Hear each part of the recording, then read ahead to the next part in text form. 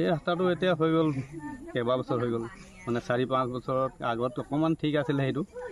এইটোতো কিন্তু বনোৱাৰ পৰা মানে একেবাৰে ভালকৈ তুলিলে মানে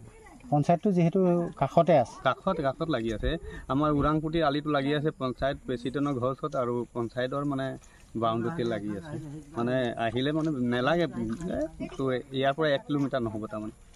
ইয়াৰ পৰা খুব হ'ব 800-700 কিলোমিটাৰ মানে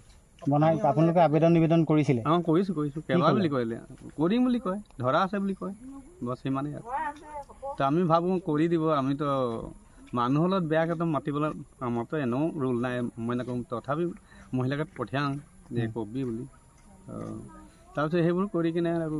একোৱে নকৰে আমি কি কৰোঁ মোক ৰাইজে ধৰে গাঁওবুঢ়া হয় তই কওঁ মই কওঁ কিনো গৈ কিনে কিন্তু দিলেহে এতিয়া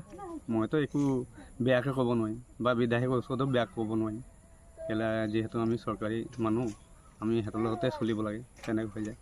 সেইকাৰণে আৰু ৰাইজে মোক দুখী থাকে খালি কেলৈ গাঁওবুঢ়া ঘৰ আলিটো কেনেকুৱা পঞ্চায়তত যেতিয়া নেকি গাঁও সভা হয় তেতিয়া ৰাইজে মানে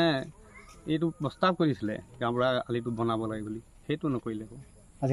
নকৰিলে প্ৰস্তাৱ ধৰিলে যে গাঁওবুঢ়া আলিটো বনাবই লাগিব ৰাইজে তাত কিমান মানুহ আছে এই ৰাস্তাটোত অহা যোৱা কৰে বহুত হ'ব এইটো ধৰ 150-200 ঘৰেই হ'ব এনেকৈ ঘূৰাই কিনে আৰু অহা যোৱা মানুহ বাহিৰৰ পৰা হয় এই আলিটোতে মানে যায় মানে আলিটো ভাল থাকিলে বহুত মানুহ অহা যোৱা কৰে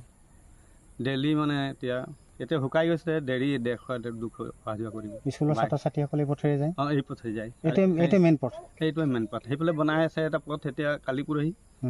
সেই পথটোৰ কাৰণে আৰু দিগদাৰ হৈ গ'ল এতিয়া গোটেইকেইটা এইফালে